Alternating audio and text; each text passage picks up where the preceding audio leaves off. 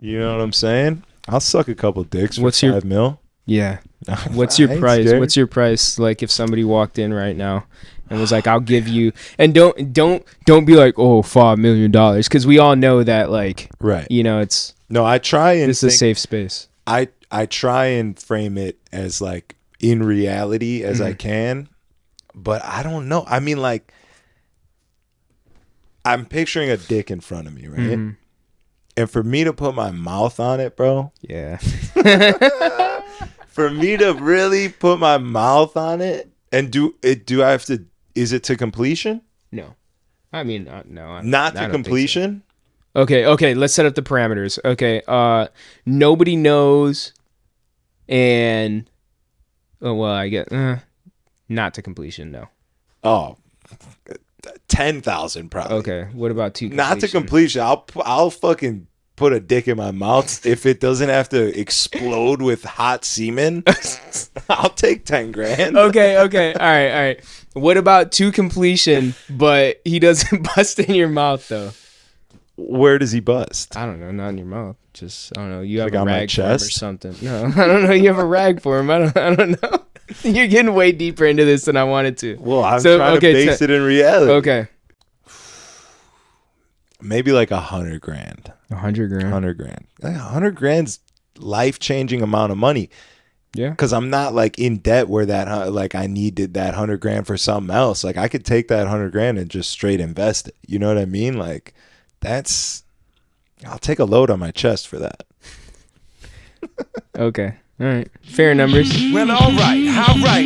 Battle raps cause I've shaken grown men to the point that they can't even face their own friends. That's why they rhyme about jewels, not life, cause the ice on which they skating is so We'll just dive right into it. Episode 66, the Party with Strategy podcast. My boy Apollo XO in the building. What's up? How you feeling? I'm great, bro. You ready? I think so. You torqued? I'm ready to go turbo. You turned up? We playing some Fortnite later or no? Fortnite? Oh, man. Yeah, I'm down. Dude, you know, I've been playing this game, Deep Rock Galactic, lately. What's that? As I get older, bro, I'm 28. Come talking on, like man. I'm fucking 30. Come on, man. No, as I get older and like get more into or like out of playing video games, right? So much because we used to play all the time. Yeah. Right. And as I keep taking time off from video games and then come back and get shit on by like a 15-year-old kid, it hurts a little bit, right? It hurts.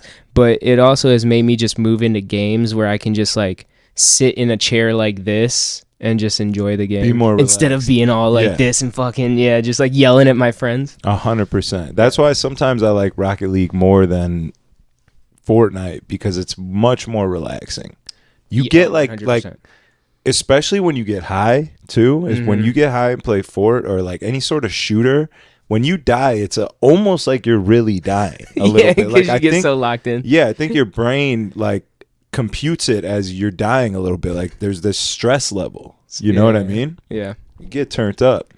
But I want to know all about your one remix a day, your streaming, your YouTube come up. I want to know what inspired that idea. I want to know how it's going. I want to talk about Gorgon City. Okay. We should just trash them. No, we can't do that. Why? Yeah, we should do that. You got beef with them? No, you do. I have beef with them because they wouldn't let you release the remix. Oh, yeah. I mean, I don't really have beef with them for it. Well, I do. That's garbage, bro. Come on. Okay, yeah, to be fair, on their side, they're just, they're working on a new album, which I get. It's past work for them. But to my defense, my song or my remix has tripled the original and every remix that they have out of that song. So, right. So just a backstory for anyone listening is you did a remix of a Gorgon City track on YouTube. It's got how many million? What? 1 point what? It just crossed 2.5 million. I think it's about to hit 2.6. 2.6 million in plays. In a month. And you asked them like, yo, check this out. My remix is doing really well. Can we do an official release? Yeah. So what happened is, and this all happened randomly. I guess we'll just jump into the story. Yeah. Yeah. Okay. So, I was releasing a remix like every Friday. just to, put shit out, really, content, Yeah. and remixes are good for DJs, especially if there's a bigger song that's out, like Massive, for example, right? The song itself, if you're listening to it in the car, like we're just chilling and it comes on, that's cool. But peak time, Tao, Chicago, it's 1 a.m. and we're raging, CO2 cannons are going off, that song's not hitting. You know what I'm saying? So it needs a remix. So that like Wax Motif remix. It needs that Apollo XO remix. Did you do one? Yeah, Are you in the middle of one? Yeah, no, that one's got I think 160,000. Oh, nice. streams. I didn't know you did one. Yeah. So I was doing a remix and just like releasing it every week, just of songs that I like to play or songs that I would find, whatever. And the Gorgon City remix just randomly happened. I came home from jujitsu practice one night and had heard this song, had heard the Oxygen song, and I was like, man, I wonder if I can get a clean acapella for this. And so I put it through like one of those acapella makers, and the acapella came out pretty clean. And so I was like, fuck it, I'm gonna remix this. And I sat down like 10 o'clock, cranked it out, had it done that night, got in the studio, released it Friday, and just put up a post like, hey guys, like, this new remix is out. My remixes were getting about like 5,000 plays on YouTube. And then all of a sudden didn't really think about it because I wasn't really checking YouTube at the time. I had just started to like consciously make an effort on my YouTube. So like I have a community tab and like an actual artist page and shit, where it's kind of, you can post like Facebook if you don't know what that is. But so I checked it on Sunday and it had like 200,000 plays in like 2 days. And That's so I was crazy. like, oh fuck, I'm gonna get a copyright strike for this. So I was like nervous. I wasn't even like happy. I was like nervous. I was like, oh shit, they're gonna pull my page, because I was like trying to monetize my YouTube at the time. And so I hit up everybody like we know in the industry that's connected to, like I hit up 3 people from Prism, like just a bunch of people in the industry, and I was like, yo, I need to get in contact with these guys. Finally, one of our friends got me an email for their manager, and so I emailed their manager Monday morning, and I was like, hey, this song's about to cross 250,000 streams. I put this up randomly. My girlfriend liked the song, so I remixed it. I'm not making any money off of it, but can I get a remix clearance so that it can stay up and I don't get a copyright strike? And so then I got an email back, and it was one of those like I'm away on holiday emails, like because in when did this release? Like a month ago, all of Europe was just like, yeah, we're going on holiday. So like all the managers, agents were just out of town.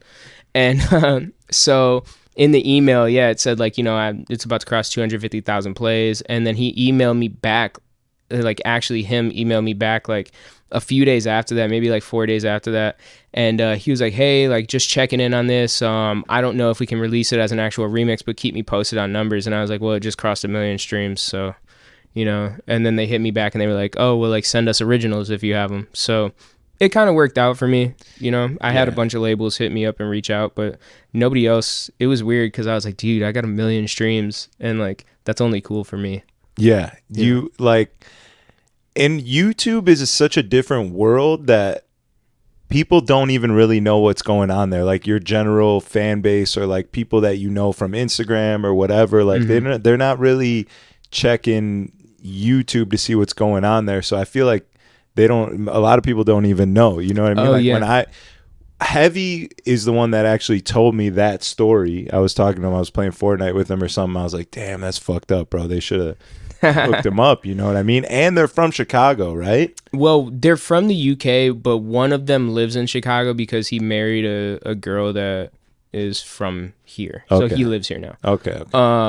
But I don't have any beef with them, man. They're actually the reason why I got into like making dance music. Their song "Ready for Your Love" with MNEK. Mm-hmm. You know that song? Yeah. So that's like one of my favorite songs. I still play it in my DJ sets every now and then. And so it's just kind of a full circle thing where, my first remix to really pop off and like my first 1 million streams is a Gorgon City remix, which is pretty cool. And they've been chill about it. I did tell their manager, I was like, like, where are we at on this remix thing? Like I've woken up every day with anxiety that I'm going to wake up to a copyright strike for this. So, but they haven't yet. And then that David Guetta remix too just crossed 1.5 million too. So fuck yeah. Yeah. So when you first started, what inspired the one remix a day thing? Dude, you know what's crazy is so that once the Gorgon City remix, I released that on Friday, and I started the 30-day 30 remix challenge on Monday, and that was like never planned to happen. I didn't see that blowing up and then be like, oh fuck, I gotta keep momentum going, do a remix every day. Right.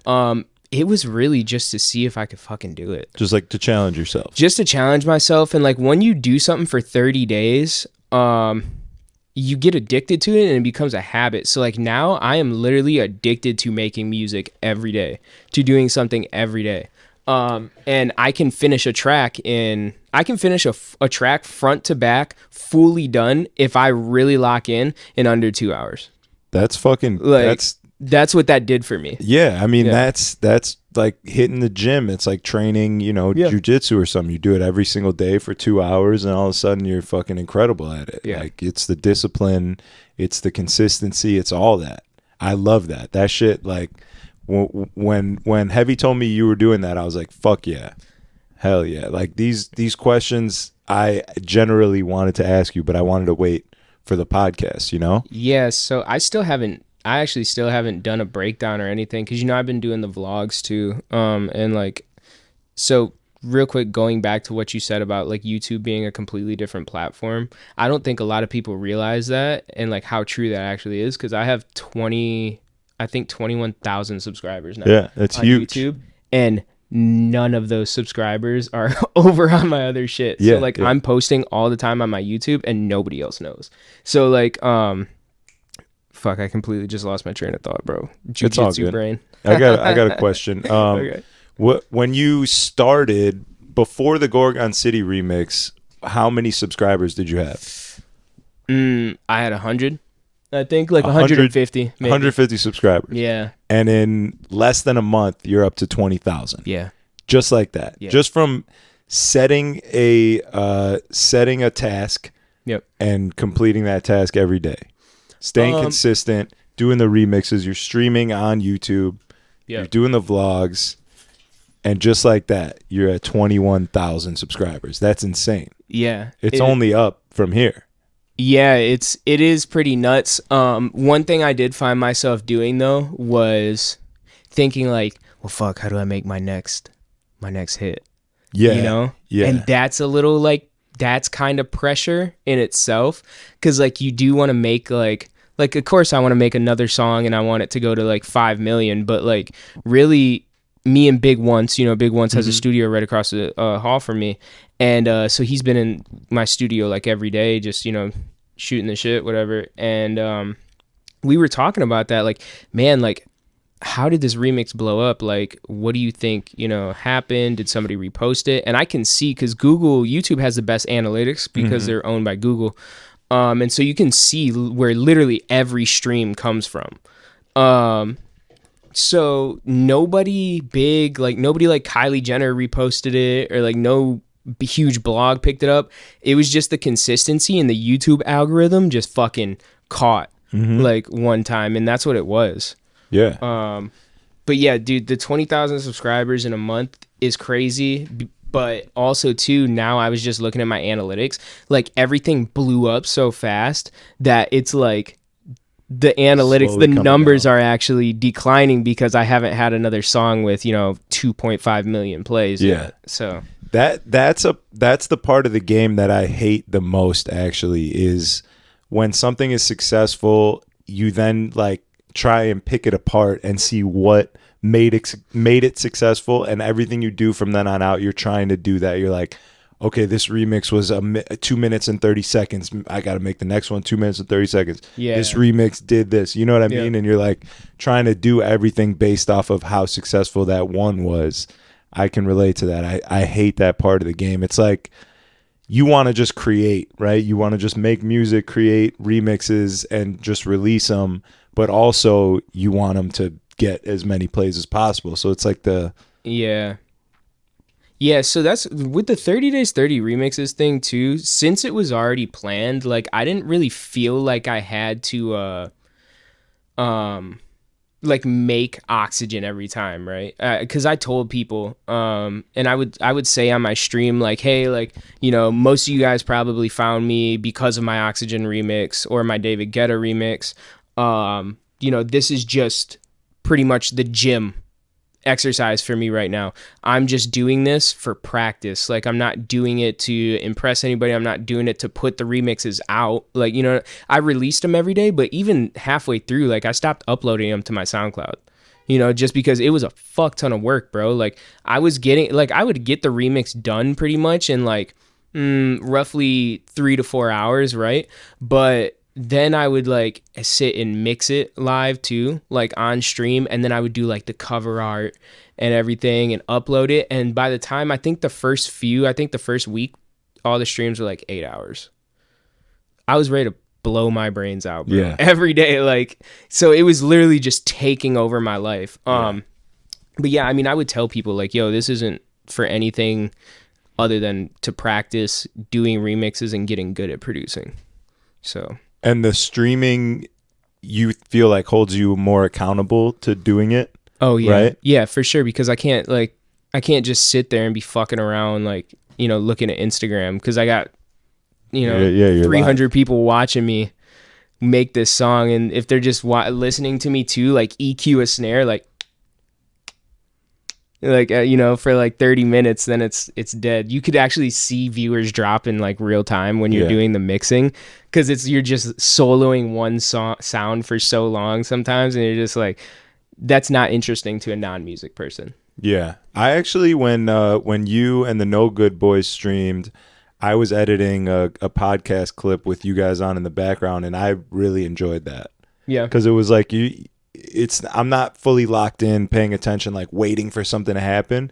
It's happening in the background, and I'm getting a good gist of like the creative process. I love the process. Yes, so that's actually, it's funny that you say that, because that's the same methodology behind my vlogs that I upload. My vlogs, I don't know if you've seen them, but they're like 45 minutes to like an hour and 15 sometimes. Okay. As to where most people's or DJs vlogs would be like 15 minutes long, right? Yeah. They want to get people just watching. And I'm like, no, like I want you to like put it on when you're like, just, you know, you don't have shit else to watch and maybe you're about to fall asleep or some shit. Like, you know what I'm saying? Like, yeah, I mean, that's a big part in the background, whatever. Yeah, that's like something that everybody does, you know, like, oh, I'm going to throw The Office on before I go to bed, or I'm going to throw this on while I do this. Like, and I don't think a lot of people would want to create something for the background, you know, like when someone's creating something, they're like, oh, this is going to be the best thing ever, and I want people to watch it. But if you actually take into account how humans work and what we do, and we like to have things on in the background, and you pander to that, I think that's smart. Yeah, so that's pretty much what I do. Like, a lot of people are like, yo, you should make your shit like way shorter, and I'm like, no, because I'm the one editing them.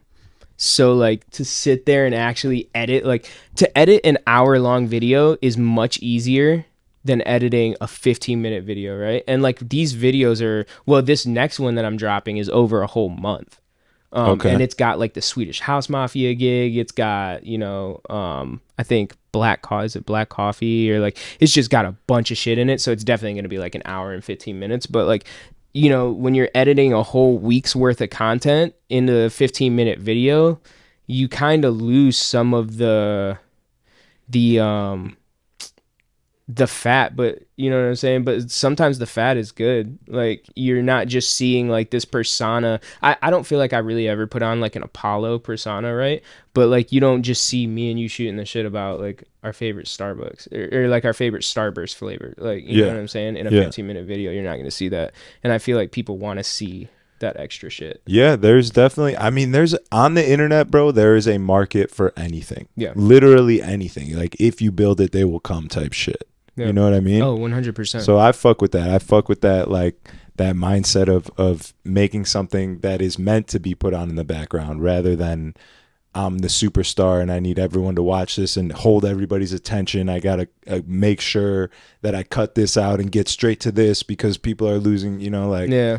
I mean, don't get me wrong. Like when we're on jets, bro, and we're doing 3 cities in 2 days, like, and shit like that, I'll definitely do videos like that. But I also still want to keep that long form shit, because I also too enjoy, like, as a DJ and producer, and like, I know, like, coming up, bro, when I was like still living in Michigan, before I even started DJing here in Chicago, like, do you remember Wiz Khalifa would do those day in the life videos? No, I don't know if I wasn't the biggest Wiz fan. Okay. But I mean, I wasn't like a huge fanboy either, but like he was one of the only artists that would do like these day in the life videos where he would like be in the studio and like you would see like a glimpse into his life. And like, that was super interesting to me because I wasn't around that. You know what I'm saying? And like, I was a artist, like that's where I wanted to be. So it was like super interesting to me. And then B too, yeah, I just wanted to see like what it was like being in the studio and shit like that. So I think that type of content's super important. Yeah, I've always been a fan of the process. Actually, me and Dolo were talking about this on last week's podcast, is like the process versus the product. He is a product guy. He's like, I don't want somebody to see me doing my thing. Like I don't want that. I just want them to hear my finished product, the best thing possible. Like I want to release this as this beautiful thing that I created. And I'm like, that's cool for sure. But me personally, I like the process. I want to see what you're doing. I want to see how you do it. I want to watch it get created. I want to see how your mind works. Yeah. Like that's how I've learned to DJ. I've just watched people, sat in DJ booths and watched them. And like podcasts, I love to watch because it's all off the top of the dome. It's not necessarily about what you're saying, but it's like how those words got brought into your mind. Like what triggered, like you said something and then I say something else and you're like, oh, his mind works like that, Yeah, no, the art is definitely in the process. There's definitely no argument about that. And I feel like anybody who says that it's not, I don't really think anybody would say that the art isn't in the process. But when you see the process, or like, especially for music, people come into live streams, and sometimes people will come into the live streams like the first 10 minutes of it or whatever, when I'm just like like hammering out wrong notes on the keyboard and just like it sounds like shit, and then they'll come in like towards the end of the thing and be like, holy fuck, like, you know what I'm saying, like this really took shape. And then like even the people that are there the whole time, they're like, yo, this is crazy. And like there's been a few times in the in that 30 days thing where I was not sure that I was gonna make a good song. Yeah. Like I definitely did 30. I made 30 smackers, right? So it's over now? Oh yeah, it's over. Okay. I'm so glad too. But yeah, no, I made 30 smackers, and there was a few of them in the process of me making them where I was like, oh man, I'm unsure about this one. There was one of them that I made it and then I deleted it live on stream and started over like 2 hours in. Damn. Yeah. I mean, sometimes that's part of the process. Yeah. Sometimes. Yeah. No, I agree with you about the process though. I'd much rather see the process than just the finished product. But I guess also too, I'm a process guy. Yeah. Well, there is some beauty between not knowing because you could be watching someone who you love and like you think is making this incredible music, and then maybe like you find out it's all loops. Yeah, you see them like just sampling something, or it could ruin it for you for sure. I could see that. But what's next? You're done with the 30 days. What's the next goal? Yeah, I feel like you got to set a goal, right? Like that's how this whole thing started. Yeah. So pretty much what happened is during the 30 days, well, the whole Gorgon City thing happened, and then the David Guetta thing happened. And so I expected that, to have that million, like we were talking about, and just like my world completely changed. Yeah. And that did not happen, bro. Everybody was like, cool. a million views, bro. Yeah, I think TikTok ruined that for everybody. Yeah, like, for sure. I was talking to someone the other day, and I'm like, yo, in the future, it's gonna be like you're gonna meet someone, and you're gonna be talking, and like a regular ass question you would ask him would be like, oh, like what was your viral video? Like any normal person is just gonna have some viral video. Like on TikTok, you just have the ability to just go viral and you get 1 million views or whatever it is, and like that's just a thing that we do now. It's not that cool. It used to be like, holy fuck, like you got 1 million views, you know? Yeah. Oh no, yeah, for sure. But getting back to what I was saying about that though, is it did kind of garner, I did get some attention from some labels. So like Realm, obviously is Gorgon City's label, so they wanted originals. And then Ultra and Sony and like Spinnin' also reached out. So I was in this conundrum of like, well, fuck, like I have some originals, but like I can't really do originals right now because I'm doing this 30-day 30 remixes shit. So once it ended, I took a few days off, and this last week I've just been in the studio just powering through originals, and I've been doing like an original every day. And then are you still streaming them? Not every day. So I only stream on Tuesdays and Thursdays now. Okay. Because that gives me a little more freedom to like do, whatever else I want. And just not have to be tied to my computer or my studio every day. Because a lot of people think my studio's in my house too, but it's not. It's actually like right around the corner from your crib. Yeah. Here, so it's like having to like leave my house and go somewhere. That's not necessarily bad, but it does make it feel like a job if I have to do that every day. Yeah, it kind of takes the magic out of it a little bit. You think it takes the magic? I think like when you have your studio in your crib, it takes the magic out of it. Like you're just in the crib always. No. I'm saying like what the part that takes the magic out of it is me having to be there every day. Oh, okay. Like if I had to stream, I could stream from my house, but I just don't have my home studio set up for streaming right now. If I just need to go buy like a new camera and shit. But if I have to like be tied to my studio every day to stream, that takes the magic out of it for me. I could be in my studio every day. Like I could live in my studio, but I just don't. Yeah, it makes it more like a 9 to 5. Got to clock in. Yeah, which is good sometimes, but not for the original music, I feel like. Yeah. Also, like I would kill myself if I had a 9 to 5. Like that's not. Dude, my girlfriend was just talking about how she doesn't think that I could work a 9 to 5 job. I could never. After living this life, bro, there's no shot you'll ever catch me a 9 to 5. Not to say that I wouldn't like be part of a business and be in that corporate world if I owned the business, you know what I mean? And like did my thing, but I could never sit and work for someone else in a cubicle under UV lights. Yeah. Like, no. I definitely couldn't do that. Like if I had to work a job, if I had to work a job, like God forbid, like another pandemic or something happens where we just like go down for a even longer time, monkeypox, dog.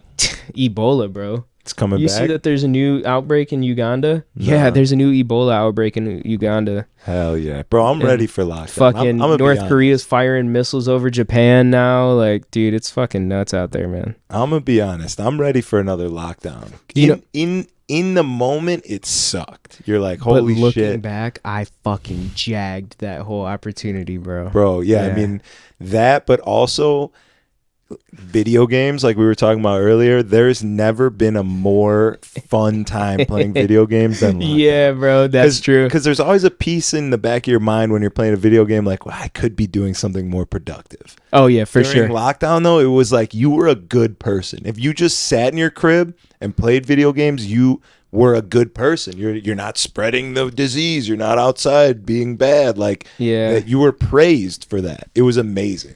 Bro, I put 100 hours into DayZ in I think a little under a week and a half. Yeah. And that's when I was like, I can't do this anymore. Yeah. It's like you always overdo it. Yeah. Like anything. Mm-hmm. You know what I mean? Like you always overdo it, and you got to recalibrate, balance it back out. Yeah. I mean, bro, if we did go into another lockdown, I'd definitely... Hindsight's always 20/20, right? Yeah. And I just look back and I'm like, man, I could have done so many things. like so many different things, like learn so many different skills, right? Yeah, I feel that. Yeah, because you just have nothing but opportunity and time. But here we were getting drunk on the streams, just DJing. Yeah, good times, bro. Yeah, good times. So sober October. It's fucking terrible, bro. Yeah, I have nothing good to say about it yet. I think at like the day 10 mark, I'll feel like I have some new clarity. I'm hoping, at least. I don't know. But right now I'm just like, what the fuck? I want to get high and play video games. Like, oh, so you're doing liquor and bro, just cutting out liquor is not sober. Like fuck you if you're doing sober October and you're still smoking weed. Liquor. You know what I mean? Like, you're not sober. That's not. It's dry January. Do dry January. Like, I didn't even think about that. I'm really trying to get. I can't remember the last time that I was just sober. Okay. Well, that's what I was gonna say. I was gonna put my hand on you and be like, you have a problem, bro. If you're 2 days in and it's like bad for you like that, but cutting out weed makes sense. I thought you were only doing alcohol. Nah, alcohol is easy for me, honestly. I mean, I love getting drunk, and DJing is one of my favorite things in the entire world, but I could easily cut it out. The weed, though, I love getting high, bro. I literally love getting high. I'll get high and go to the gym is my favorite thing in the entire world. Yeah, when I used to smoke, I used to get high and go to the gym at like 3 a.m. It's the best, dude. It's the best. But we'll make it happen. I mean, it's 31 days, right? Like, it really doesn't seem like that much time. It's really not, dude. It's not that big of a deal. Like, if someone told you had 31 days to live, you'd be like, oh my God, that's the smallest amount of time ever. Yeah. You know? It's like 3 minutes, bro. Yeah. So it's really not that big of a deal. I'm excited. It's a challenge for myself, and it gives me good content. It gives me like the ability to track it on my story, and you know, day 4, I'm fucking gonna suck a dick for a joint or something. You know what I mean? Like, it's just good. It's fun. Gives me a reason to fuck around. But that's funny. What on your YouTube analytics, do you look at like where most of these people that are subscribing to you are from, and plan on sort of trying to make some gigs happen in those places? Because I mean, those are your fans now. Oh yeah. They're for real fans too. Yeah. Yeah, man.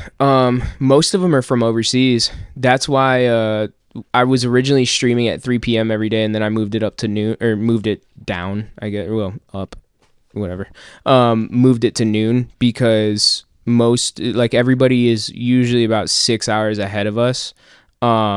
So I would be like streaming at 3 p.m. and most of them would, jump in around 4, and they'd be like, oh yeah, like we're just watching you before we pass out, and it's like 10 p.m. 11 p.m. over there, and I was like, man, that's kind of unfair to them. So I just like moved it to noon so that they could like have some more time to watch it. I would like to get over there. I'm trying to go to Africa in January, and then set up some other gigs while I'm over there as well. So I don't know why I just felt a call that I need to go to Africa recently. Like biologically, yeah, you just feel it in your bones. You're like, I gotta get there. Yeah, there's 2 places in the world that I feel like I need to go, like in my like soul, and it's Africa. I need to go to Cairo, however you say it, and see the pyramids. Cairo, Egypt. How you say it? Yeah. See the pyramids. I also want to go to like South Africa, Lagos, and Ghana. Yeah, so how do you lean into that? If you look at your analytics and you see that, you have a nice chunk of people in Sweden, let's say, like, could you then maybe like sponsor some content to that area then? Yeah, so that's what I want to do. I got to find promoters and clubs out there. And I do everything myself, so it's just a little more difficult, and not really more difficult, it's just a little more time consuming.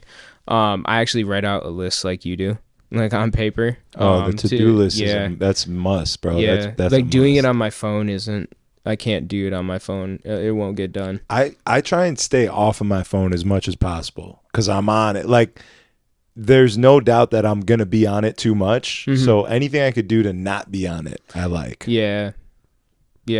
But yeah, so a lot of them are from Poland, which is cool because that, like, I'm black and white, and the white side of my white side is mostly Polish. So it'd be cool to go there. You got some fam out there? I don't know, man. I'm gonna figure it out. I just did a 23andMe. I literally put it in the mailbox yesterday to send it back. So, Poland. Where else? I think Spain. There's a lot from out there, and then just most of them are from overseas. So I did have some people in South Africa too. So I actually had some people reach out to me and tell me and give me a list of clubs for like Johannesburg, and a few other places in South Africa, Cape Town. So we're gonna see if we can make something happen. Yeah, I feel like you should be able to, for sure. Especially if you're grinding, putting in the work, growing the fan base. That is something that I want to do with this podcast more than DJing, but just curating your own fan base is unlimited what's it called? What's the word I'm looking for? Unlimited opportunity. Oh yeah. In anything, like you can go somewhere and do a show and sell tickets if you have fans. You can make some merch and sell that if you have fans. Like, we pander to the clubs to try and get money and gigs and all this stuff, and they look at us for our fan base and base our worth off of that. When if you really just pandered straight to the fans themselves, you don't have to even like fuck a club. Who cares about a club? You could set up your own show. You could rent out a venue, get some speakers, get some gear, and just they can come and pay you directly. You're cutting the middleman out completely. Yeah.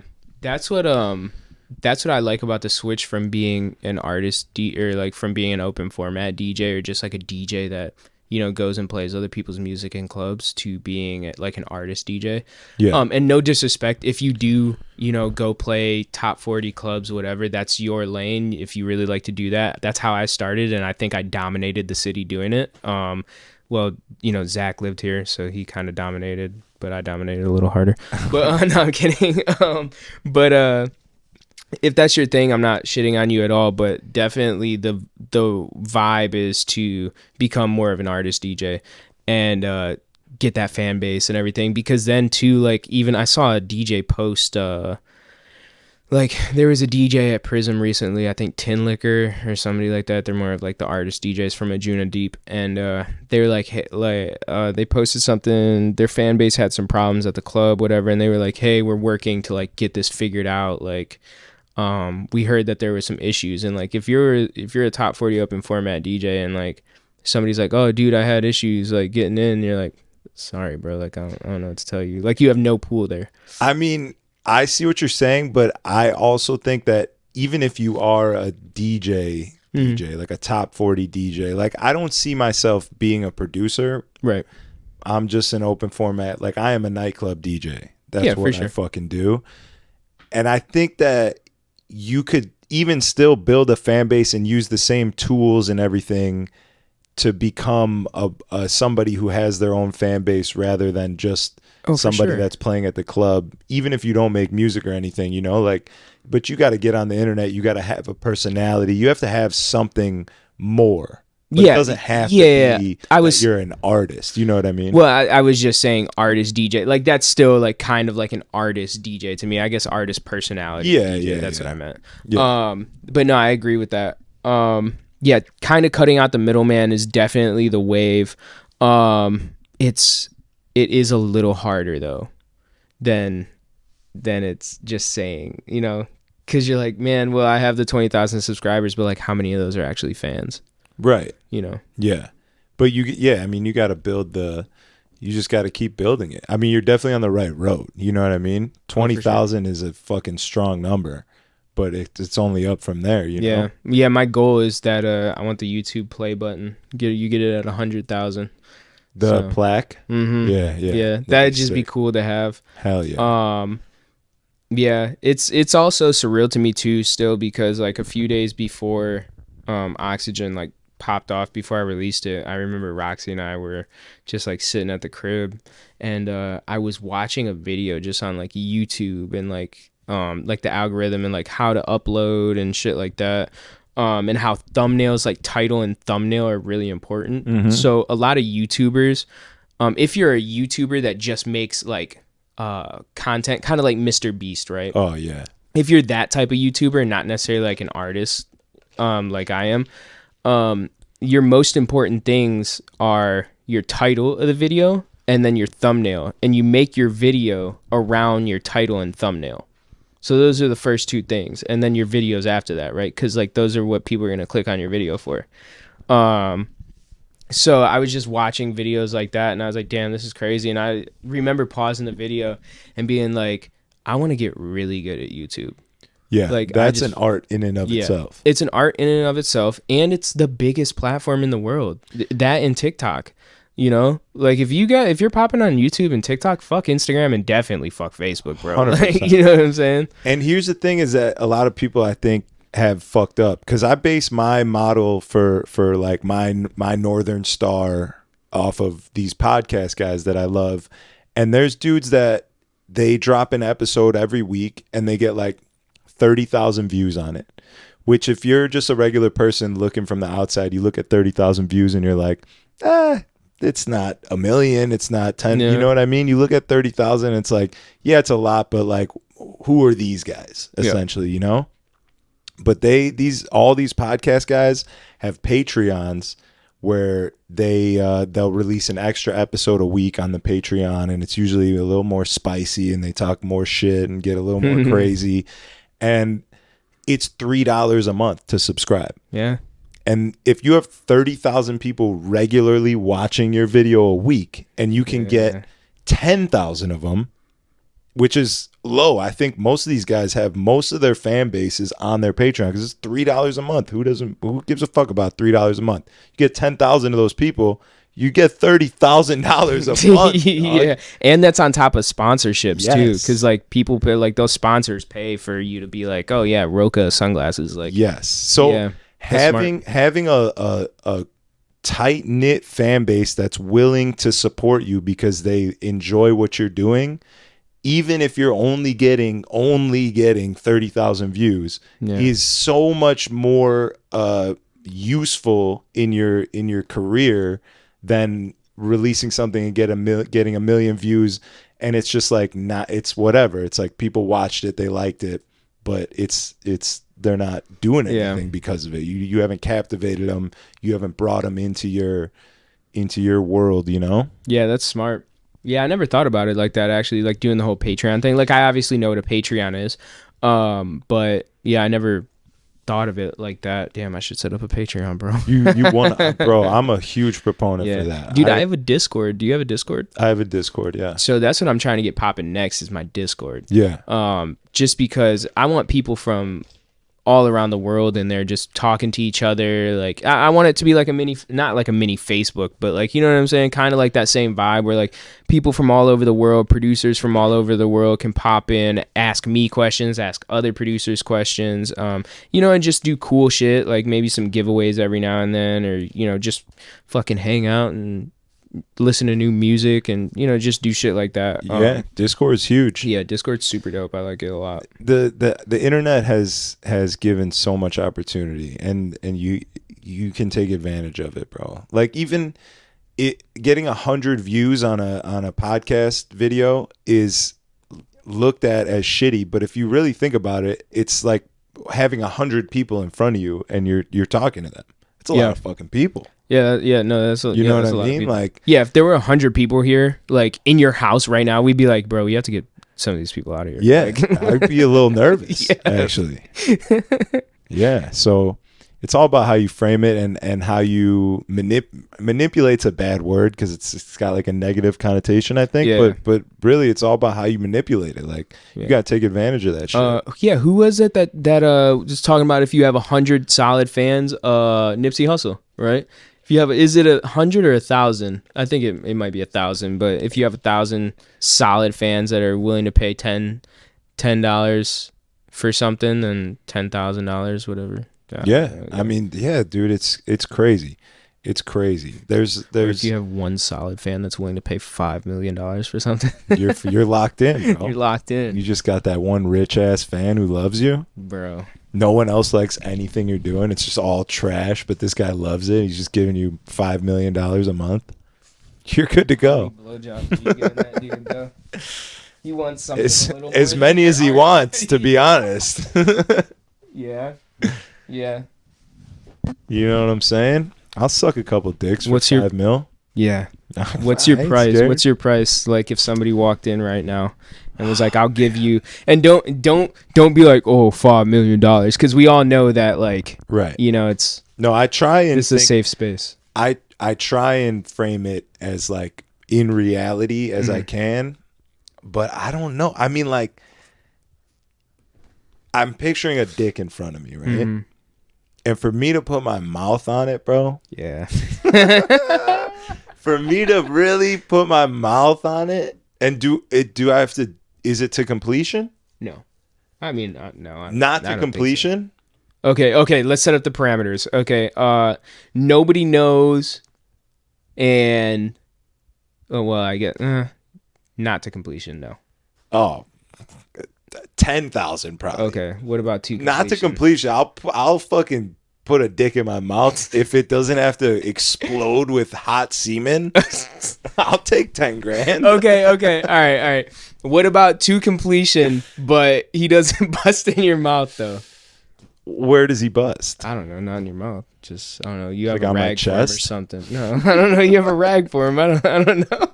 You're getting way deeper into this than I wanted to. Well, I'm trying to base it in reality. Okay. To completion. So like, I have to finish the job to get the money. You have to finish the job, but yeah, he's not gonna nut in your mouth. Maybe like 100 grand. 100 grand. 100 grand. 100 grand's life-changing amount of money. Yeah. Because I'm not like in debt where that like I needed that 100 grand for something else. Like I could take that 100 grand and just straight invest it. You know what I mean? Like I'll take a load on my chest for that. Okay. All right. Fair numbers. How about you? Oh man, I feel those are solid, fair numbers. I would say, I don't know, man. Maybe it would probably be 50. No, maybe 75, 50 or 75. 75,000 in my mouth. Yeah. Yeah, getting a nut in your mouth is. In my mouth. I don't even know how girls do that sometimes. Sometimes I'm like, oh, how do you? I'm like, I feel bad that that's in your mouth right now. Jesus, but I love it at the same time. I feel like I've never said I feel bad, but I mean, it's like, imagine a mouthful. Could you imagine that? It sounds terrible. It's like more liquid. Just hot cum. Like runny yogurt. Oh, God. Oh, but I definitely have a thing with like, I'm a pretty picky eater. If something looks weird, I won't eat it. Like I have a thing with stuff in my mouth. Yeah. I've never been a super picky eater, but I don't think there's anything. There are certain things I won't eat, but I just don't know what they are right now. I don't really like chicken like that. Chicken, if it's like not high quality, like organic, good chicken that you can, and it's like hard and it's got that super poultry like taste. Sometimes chicken's gross, bro. Well, if it's not seasoned good enough. Yeah. Well, the issue is that you can die if it's undercooked, A. And B, I think like one of my first subconscious memories as a kid is I think I like almost choked on a piece of chicken skin. And so just like subconsciously, I've just my whole life been like, not really into it. But I will eat it. It's just never gonna, like, you're never gonna see me order like chicken wings when we go to the strip club. Yeah. Well, speaking of chicken, the No Good Boys told me you took them to Hoots, which is an insane thing to do. Well, we were at my studio and it was just right down the street. Yeah. But like Hooters with no titties? That's crazy that they would even create that. Like they're like, oh, our food's so good, we should make a version of this place without tits. Only the food, yeah. There's no way. Like what? It's decent. It's good when you're just like locked in the studio and you're like, yo, I'm hungry real quick. Silas did spit his food all over me. Did he tell you about that? Just out of nowhere. So I'm sitting right here and he's sitting right there. He got the chicken sandwich and I was eating and he like took a bite, and you know sometimes you take a bite and inhale by accident. Like he inhaled and he just like, he didn't spit it like all over me, but it was definitely one of those moments, you know, where you see in the movie and somebody's like, and they like spit the food. Like, and I was like, what the fuck? Yeah, I feel that. I love that dude though. What how do you feel about the state of the DJ game right now? Even though I feel like you're not the best person to ask because you're not fully submerged in that open format, like going out and grinding and networking and all that. I was thinking about that, man. I'm so far removed from that. Yeah. But if you can give a little insight on the state of the DJ game, just based off of A, Chicago right now, and B, where we're at in the world post-COVID. Man, there's a lot of terrible fucking DJs in the open format game right now. You want to name some? Do I want to name some? Let me get out my fucking Instagram. Do you want to name some for us? Let me get out my fucking Instagram. Because like I'm trying to get some views, dog. I'm trying to hit that 2.6 mil. All right. Here we go. Need you to get a little spicy. Okay, here we go. I'm gonna just read them off. I got a list of them right here. Got a list. Mr. Ease, DJ Fawn, Dolo, Rectic. Oh, I said wrecked. Rectic, sure. I feel bad. Kidding. That's like the third time I've made fun of Rectic on the podcast. Oh, really? Think he watches. Yo, No, he was really nice to me last time I was in Houston. We exchanged some edits and stuff. But no, he's the man. I'm kidding. Those guys are all my homies. But I don't have any like off the top of my head. And I'd feel bad even if I did. No, yeah, I'm just being a dick. But there are a lot of bad DJs right now, and I attribute that to mostly just post COVID. Like a lot of people became DJs, which is sick. That is cool for the art form, you know, because then you get a lot of people that like have day jobs or some shit and like really are truly in it for music, you know, and just like to play music and play cool tunes, right? Which is super cool. But then they don't learn how to actually for real DJ or the culture of DJing, right? Which is the negative side of it. Because if you had like, you know, 50 new DJs that were all like, yo, I listen to dope music and like I just want to play it for people and, you know, want to make people dance and have a good time in the club. And they're like, but I'm also interested in learning about like the culture of like DJing and like how shit works, you know, and whatever. Then you're like, oh, that's fucking sick, right? Yeah. But when they don't learn how to properly mix or like, you know, they can't use fucking CDJs and shit like that, then that's where it gets weird. I also think a lot of what helps bad DJs just, you know, keep coming into the scene is record pools. Yeah. You know, they post fucking garbage remixes and they fucking post those like curated set things, like BPM Supreme posted fucking curated set shit. Like I don't even give a fuck, bro. Like that shit is really killing the DJ culture. Yeah, and I think with the influx of corporate job working during the day and then DJing at night, DJs that you were talking about, who don't, well, you said you think they're like really in it for the music. I don't know if I fully agree with that. I think a lot of those people are in it because it's a good fucking time more than anything. Yeah. Oh yeah, for sure. In it to have a good time, but like you want your DJ to be in it to have a good time, for sure. Right? Yeah. Because like I think so how me and you came up, I think, is kind of similar, where you got in under another DJ, right? Because you came in under Architect, right? Yeah. Okay, so I came in under like Heavy, Psy, and Gem. Yeah. And it was kind of one of those things where you had to know somebody, right?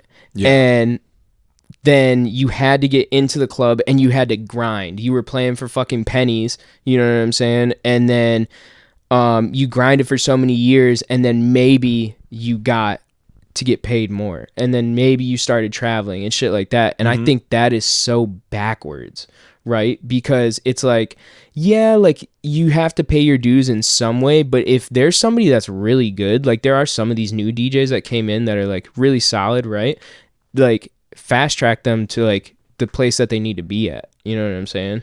I don't know. I just think it's kind of toxic, kind of like where, you know, people throw parties and they're like, oh, you know, if you want to get booked for this party, you got to come support the party. And it's like, I think that's legit. I don't know. That's legit. I'm a big proponent of paying your dues for sure, because at the end of the day, I am a DJ. Like that is all I have. Yeah, true. I guess when I say it out loud like that, it sounds kind of sad. Actually, but nobody's gonna take that from you. Like you're locked into like who you are, and like your name holds weight for sure. And I'm not scared of a young person coming to take that from me. There is a lot of that. There's a lot of guys, and that's what I'm talking about. Yeah. But my view more so is that like I'm in this game, and if you want to be in this game too, I want to make sure that you're somebody that I want to spend time with. You know what I mean? Yeah. I want to make sure that you put in the work and earned your spot at the table, because this table is full of these people that did put in the work and they earned their spot, and we can all relate on a lot of stuff.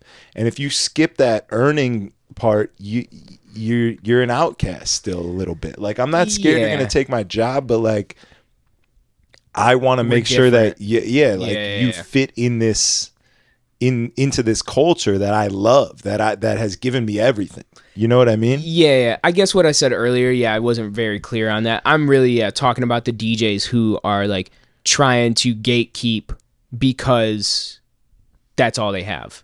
Yeah. There's a lot of that. There's a lot of like, oh my, like I know like a lot of DJs that don't, the old angry DJs, and also like a lot of, you're not trained on how to save money or invest or like think about the future or any of that. So a lot of these guys, it really is like, if they lose their job, it's going to be hard to pay their bills next month. Yeah. They're living like check to check type shit. I fortunately am not in that position. So I don't feel like, oh, these young guys are coming for my job. Like, please take my job. I fucking hate everyone and everyone, you know what I mean? Yeah, I think that's one of the most important things that you're not taught as a DJ, but every DJ needs to hear is saving money keeps you free from doing gigs that you don't want to do. 100%. I don't know if you saw. Do you get on your Facebook at all? I deleted it off my phone, and I've never looked back. I don't really get on there like so much, other than to like post flyers on like my artist page and shit. But every now and then I'll post a status, and I had a DJ reach out to me. I made this a status like a month or two ago, and I had a DJ who's like trying to be an artist DJ. He's a producer. And he plays at like Soundbar and Spy Bar and places like that. And he hits me up and he's like, hey, bro, like, how do I get into Tao? Right? And I was like, dude, like, you're trying to be an artist DJ. Tao isn't really for the market that you want to be in, right? Like, it looks cool. It's an awesome gig. I'm a resident there, so I love it there, right? That's like that's my home residency. Yeah. But they're not gonna let you come in and like be super experimental with the deep minimal tech house that you want to play. Like, they're in it to sell bottles and, have a great time, and they want people to remember that they went to Tao and had the best night of their lives. Mm-hmm. Like, they don't want to have to question the music and shit like that. You know what I'm saying?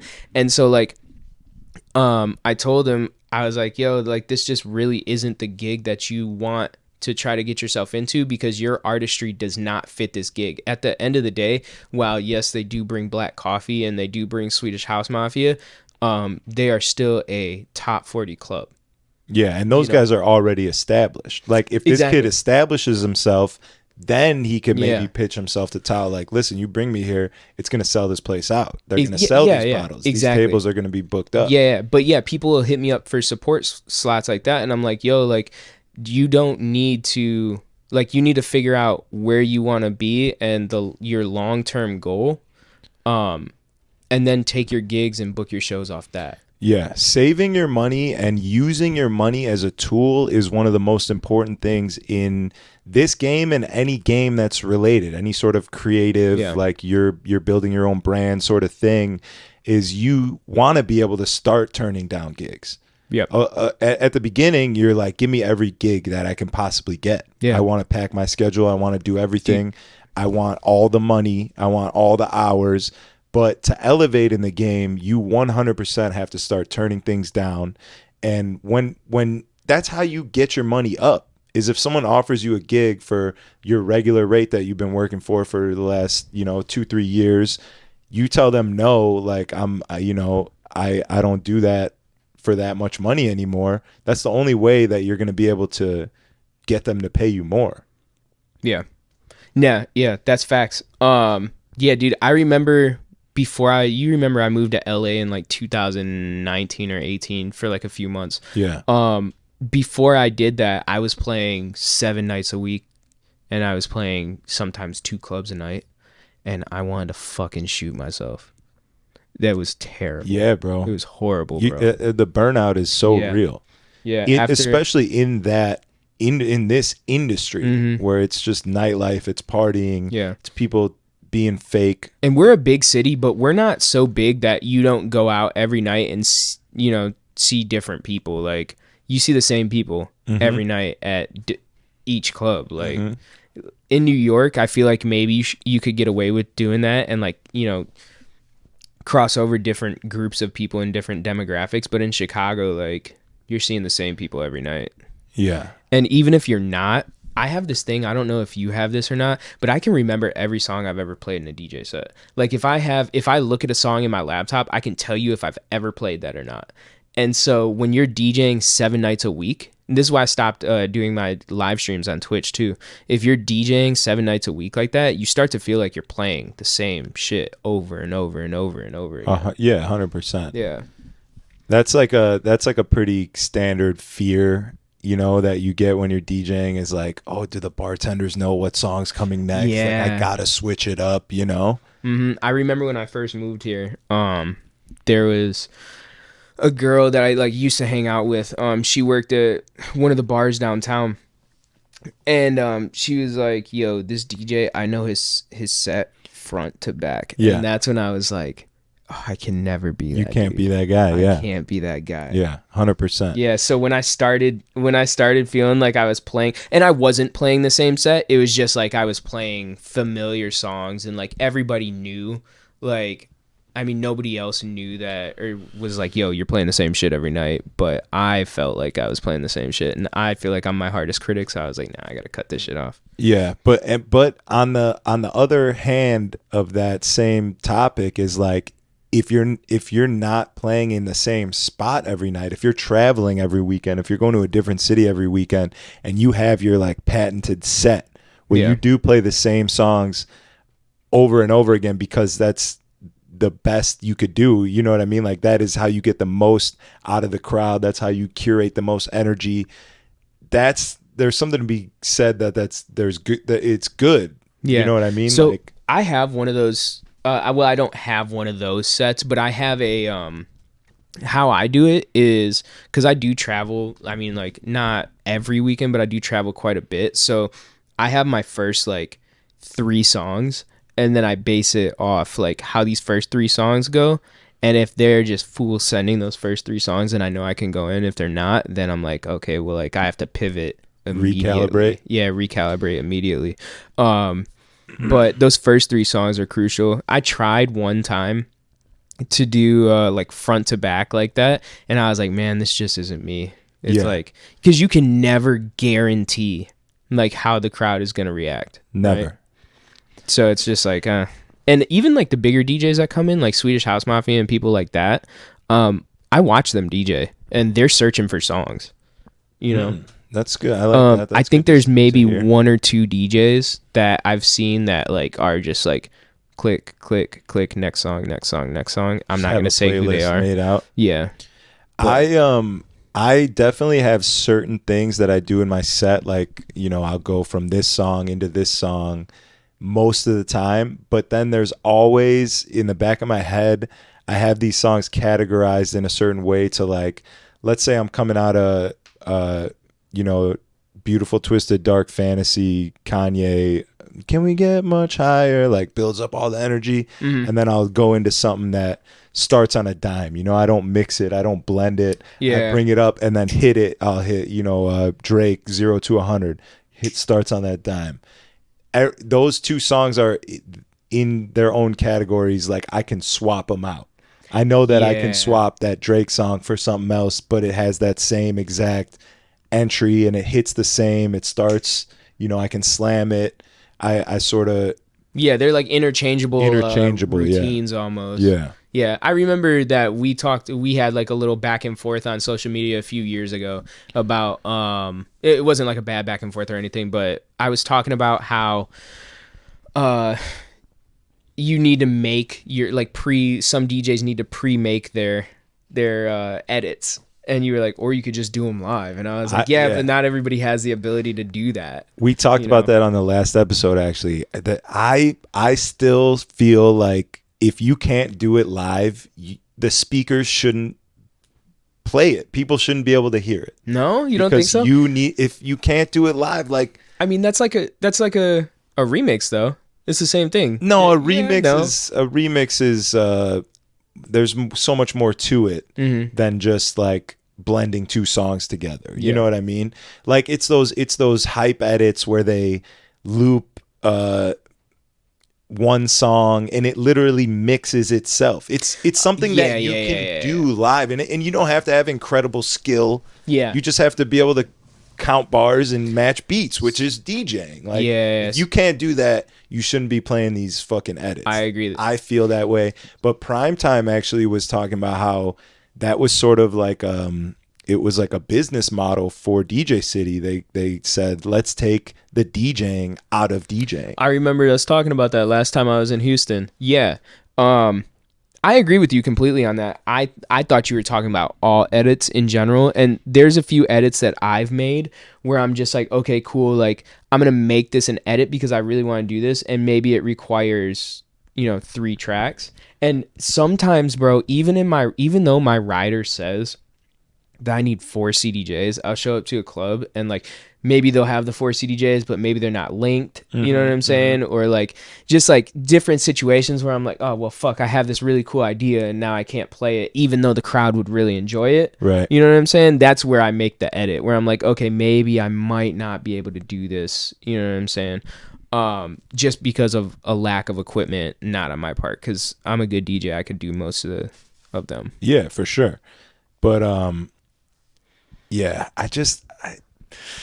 I agree with you, though. Sometimes I see people play them, and it makes me want to play them. I'm like, that just the crowd eats it up. They don't know the fucking difference. It's easy. It's like it's lazy. But I am personally, I have to tell myself, 30 times a day, don't be fucking lazy.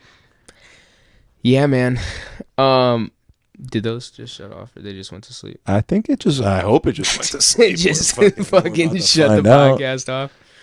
Yeah, we're good. There we go.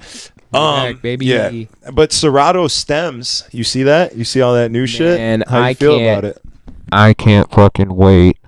You like it? Because you're not even No. Normally you're on sticks, right? Yeah, I'm on sticks. So does this mean you're gonna go back to Serato? No, fuck no. But it means I'm gonna stay out of the club even more. Because I can't wait to hear some DJ try to match a terribly ripped Cardi B acapella over, a bass line that's in D minor and her vocals in like A sharp, or it just like doesn't make sense. I feel like that's gonna give away. I was just talking to Heavy about this because Heavy's super excited for it, and I was like, yeah, man, like I'm super excited to see what like really good DJs do with it, but there's so many bad DJs that I know are going to have access to it that I'm like, man, there's some kid that's going to try to fucking, I don't know, put a Skrillex vocal over some dance hall song and it's not going to work. There's going to be some crazy shit for sure. But also I think it's like perfect timing for where the game is heading. Because I think that we're heading more towards that like AM era playing. Not that AM played corny, cheesy shit, but he played out of the box shit. You know, he played a lot of rock with the hip hop. It was like the mashup era. It was what it was. It was a lot of, you know, left field 80s rock shit with hip hop or house or whatever it is. And I think we're getting back to that, but more on the corny side of things. Yeah, which is kind of I don't love, but like, bro, I'll fucking say it. I'll fucking say it, Mr. Ease, you piece of shit. I fucking played Nicki Minaj Starships. All right, I fucking played it, and they loved it. What about Fire Burning? I will not play that. I refuse to play that. That, like, I'll work myself up to play these corny tracks. I'm like, I have to do it. This is my job. I don't love it. I'm in a weird place, honestly, because like when I was in Chicago, obviously I built my name up and I built my brand and I sort of was able to do whatever the fuck I wanted, really. Yeah. No one was going to say anything to me, and I'm a good enough DJ to where I'm not going to be up there just doing shit that's not working. Yeah, you know what I mean? Yeah.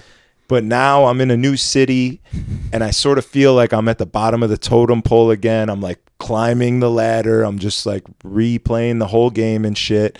So I'm sort of pandering more to the crowd and what the club likes. And that's what it is right now. It's corny, bro. So like I'll work myself up to play that shit. I'm like, all right, this is what I got to do. I got to play it.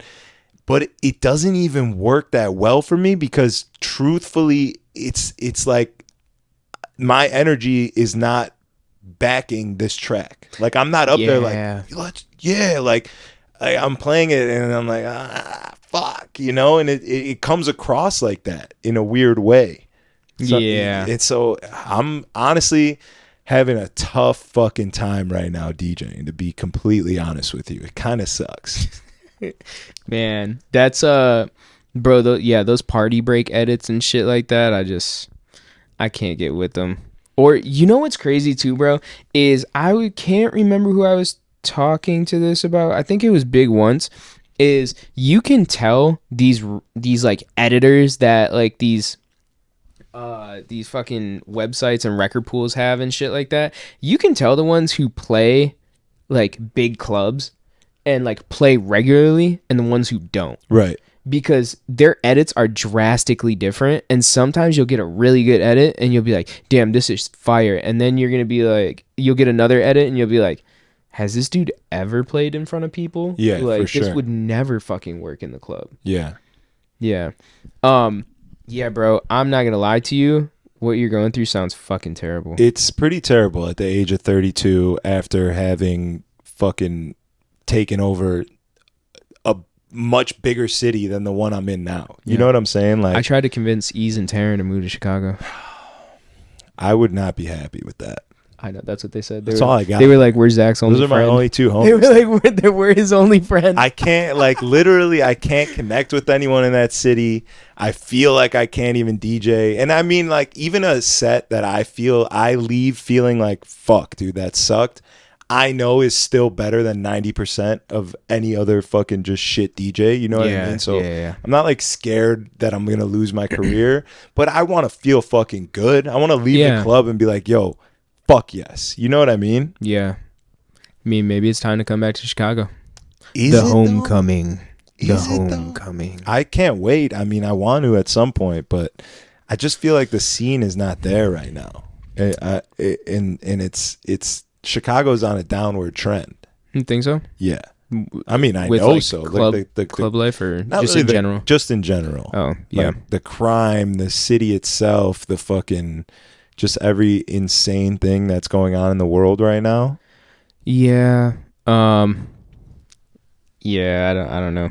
I just look at so much of my life, I guess, just revolves around like music and shit like that. Like I'm so out of the loop on everything. It's good. Else like daily. Yeah, I'm like real first world problem person. Yeah, grind it out. Grind it out and make it happen. I love it. That's what I like to see. I hope you fucking conquer. Oh, I'm going to. I want this podcast to get millions of views because you blew up. You know what I'm saying?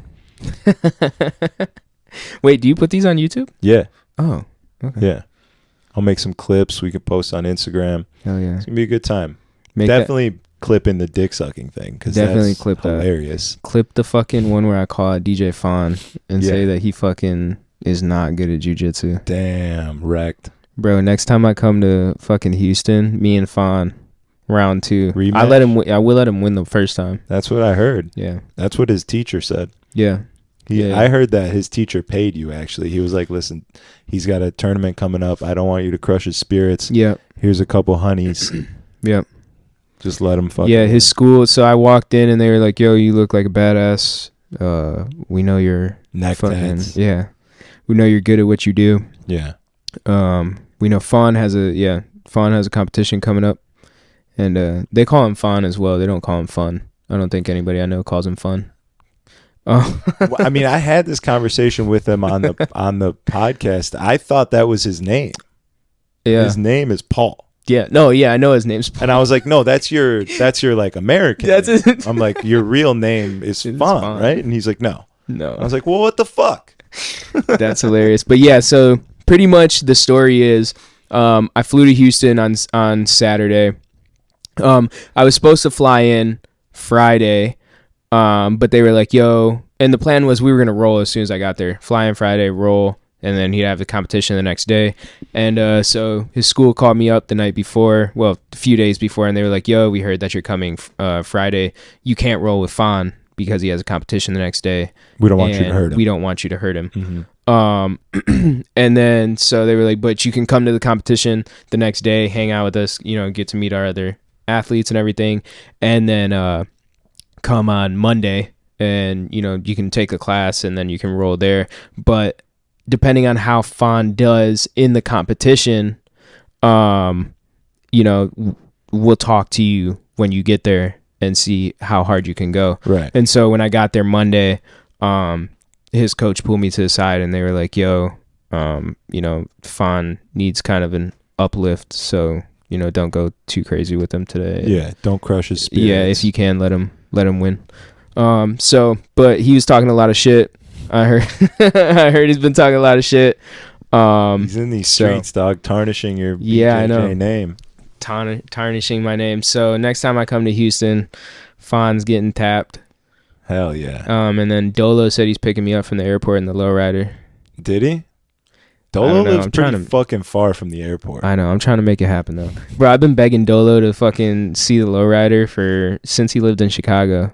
You never seen it? I've never seen it, not once. I don't even think I've seen a fucking picture of it. We could definitely make that happen. He loves showing his car off. But I would imagine that probably most of the time you asked him, it was in the shop. Because that car spends more time in the shop than it does in the streets. Yeah. Well, he doesn't do his own work on it either, though, does he?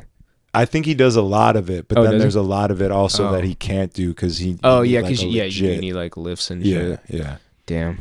Yeah, no, he definitely. I mean, that man has dedicated himself to that car, that lifestyle. Like, I've never seen anyone that into cars. Is it low riding? Low riding. Scraping, I believe is what they call it in the streets. Dude, you know what's so crazy is the last time we were there, remember we fucking sat outside, was it me, you, and Dolo?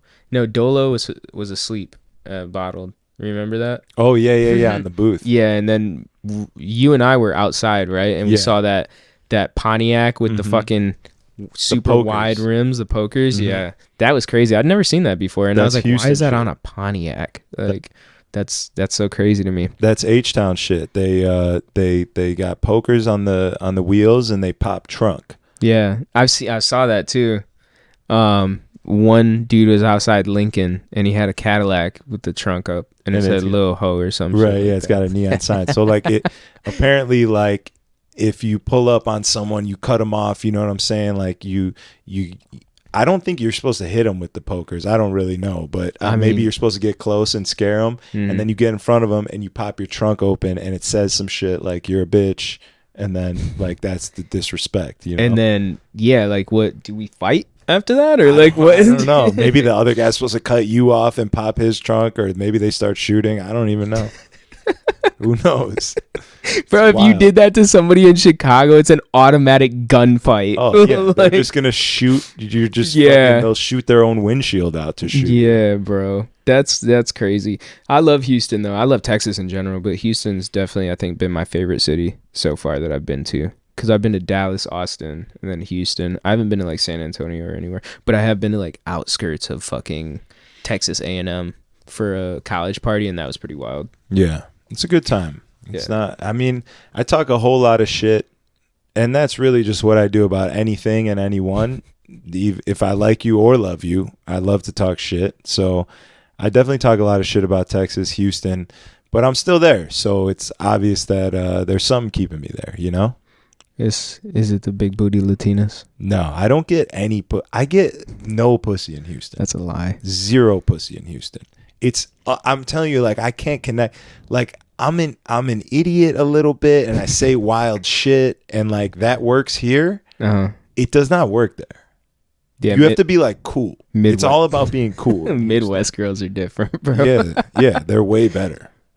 You have to be cool. Like, if you don't have a fake chain and some fly ass Jordans and fucking a whip that you're breaking the bank and living paycheck to paycheck to pay the lease on, you ain't getting no pussy. So you saying we got to go on that fucking shop gold website and get you some ice or what? Just Amazon's fine. Amazon, I got you. They don't. Yeah, I mean they're kind of dumb out there. So if it sparkles, you're good. Oh, for real? Yeah, bro, I got you. I'm gonna fucking send you a chain. Yeah, thank you. With sponsor strategies drip. Maybe I'll be able to get a little piece of pussy.